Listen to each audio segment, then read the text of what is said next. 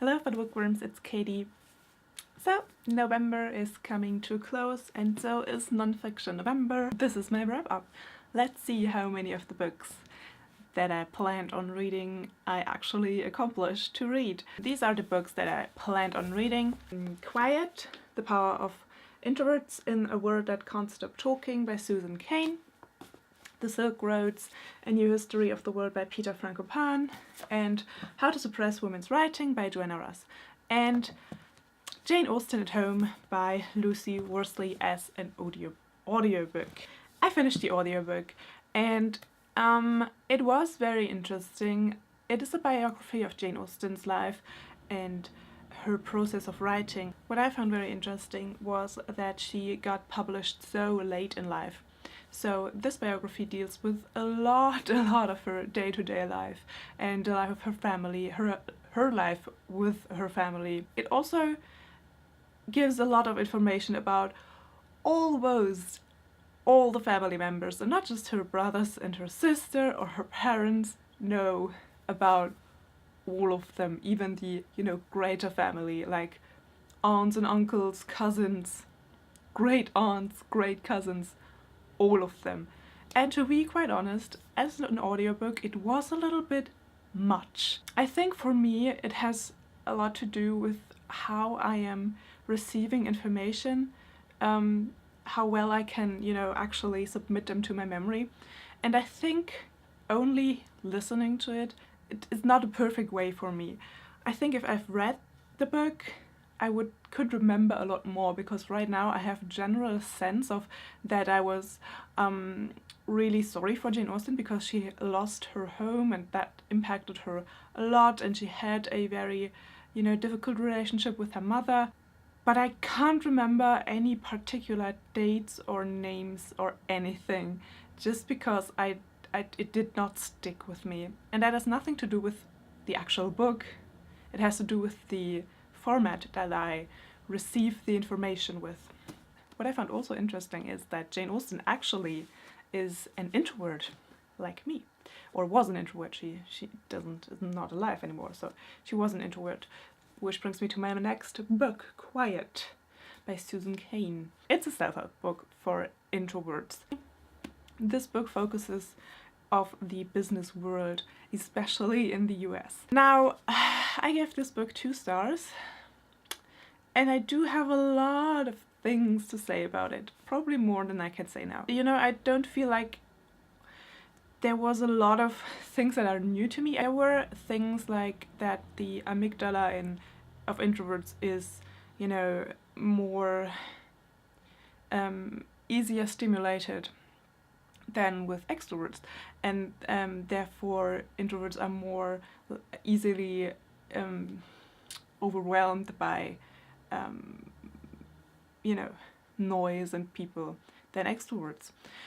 So that was interesting to have the scientific evidence to something that I am experiencing every day. But there were some things that that just made me side-eye the book, quite regularly.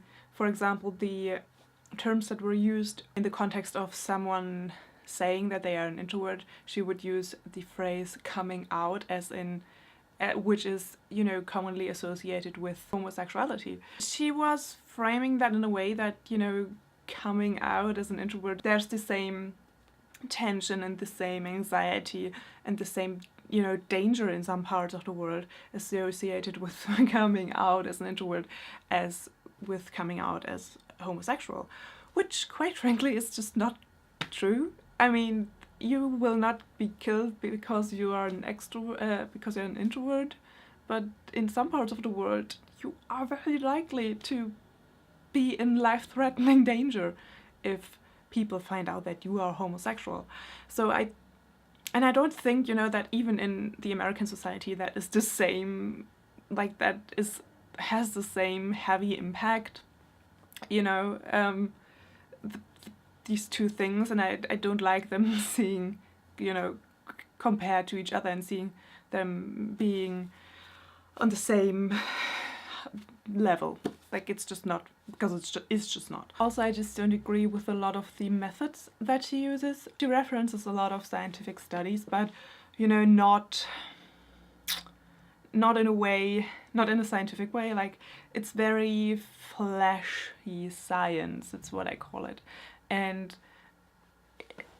it's just, for someone who spent a whole month translating studies from English to German and understanding studies, like scientific studies, it's just, it didn't feel right, you know. It just, there's not enough information in there that I can actually say, okay, this study actually proves this theory. It's a very flashy book. These were the 2 books that I've actually finished. I finished almost half of the Silk Roads. So this is all notes, and I finished this part, and this part I still have to go. So almost half of the actual text I finished. The Silk Roads is very, very interesting, very dense, a lot of information, and I can barely read more than 1 chapter a day because it's just so much information crammed into this book. There are a lot of instances where I'm thinking, oh, I'd really like to know more about this, but then we are hurrying on in the timeline, and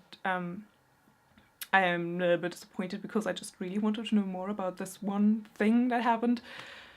So I think this is a great introduction into a lot of history of the world. One thing which I'm a little bit disappointed by so far is that in the prefix, Peter Frankopan introduces this book as a new history.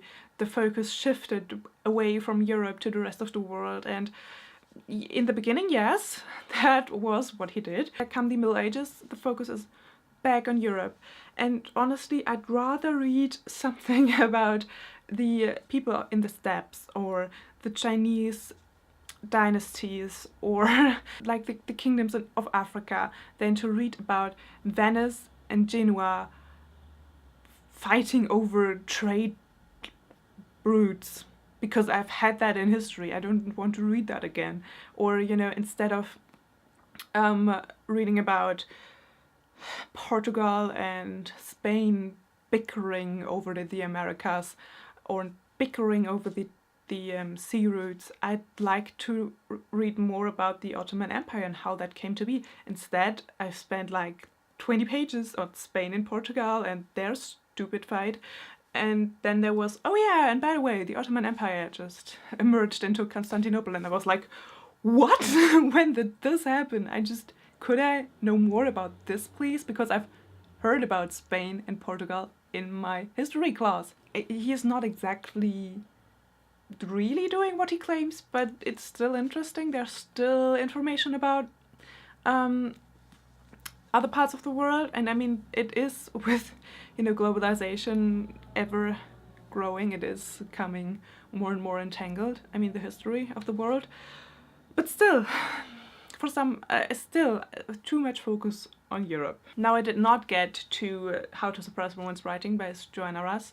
I will get to it, however, eventually, and I think it was good that I did not get to it because it seems very, very, very dense text, and I really want to take my time with it, which I just did not have this November. Now, this is one of the revelations that I've had about myself, because I had to read so much for university this November, and I had to do so much, and I had to do so much, you know, heavy stuff, like translating the studies and reading through a lot of literature, and not just German literature, which is, you know, definitely less exhausting for me, but also a lot of, you know, English literature, English scientific literature, and that is always a little bit more exhausting. That in the evening, when I've actually had time to read, I was just too exhausted to get any more information into my brain. So I turned to, you know, stupid sitcoms instead, and stupid TV series. Was not able to read as much as I wanted to. The first 2 weeks I really exclusively read just non-fiction. I just craved it so much. I wanted to read a story, you know, just something that I don't have to think too much about. So I read The Beginning of the World in the Middle of the Night by Jane Campbell, which are short stories, and I read the first book in the Chronicles of Chrestomancy Volume 2 by Diana Wynne Jones, and that just gave me, you know, enough energy to read more nonfiction. That was it for today. I hope you all had a wonderful Nonfiction November, or just a regular November, you know. Yeah, I think the sun's coming out a little bit. It's very dark once again. Well, it is November, so yes. I hope you enjoyed this video. I hope you read something magical and wonderful, and I will see you soon. Bye!